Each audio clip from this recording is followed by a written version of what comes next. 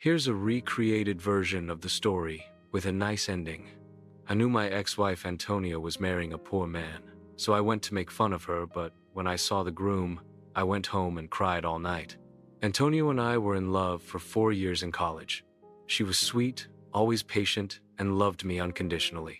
But after graduating, I quickly landed a high-paying job at a foreign company, while she spent months without finding a job, until she finally landed one as a receptionist.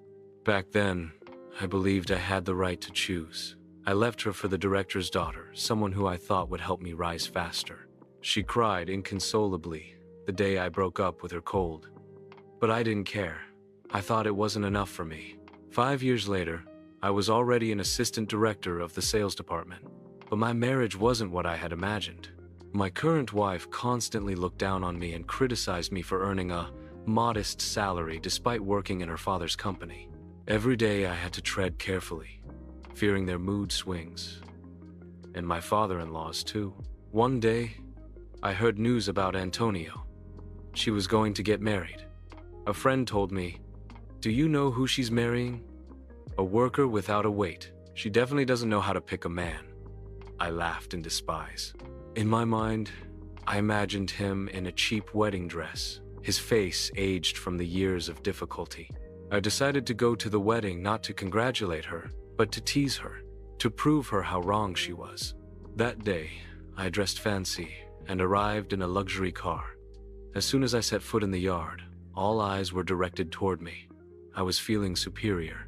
But then, I saw the groom. He was wearing a simple suit, but his face struck me like lightning.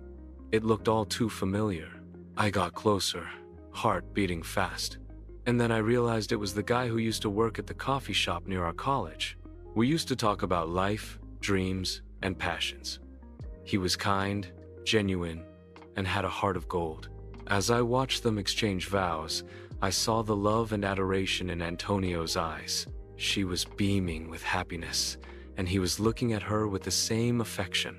I felt a pang in my chest. I realized that I had made a grave mistake by leaving her. She deserved someone who loved her for who she was, not for what she could do for me. I slipped out of the wedding without being noticed, got into my car, and drove home in silence. As the tears streamed down my face, I couldn't help but wonder what could have been if I had stayed with Antonio.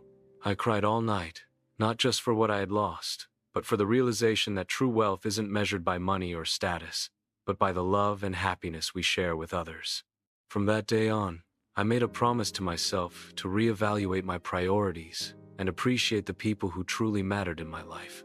I didn't know if Antonio and her husband would live happily ever after, but I knew that I had learned a valuable lesson about love, humility, and what truly makes life worth living.